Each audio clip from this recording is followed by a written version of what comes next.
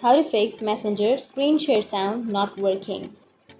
So if you want to fix the Messenger screen share sound not working, then first you need to open up your Messenger application. Once you open your Messenger, now tap on any one of the chat, and you just need to go for the video call option, which is on the upper right.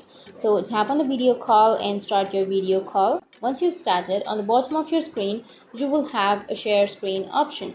So tap on the share screen and again tap on share, and here tap on start now and tap on minimize call. And once you tap on minimize call, then you will start the share screen, right?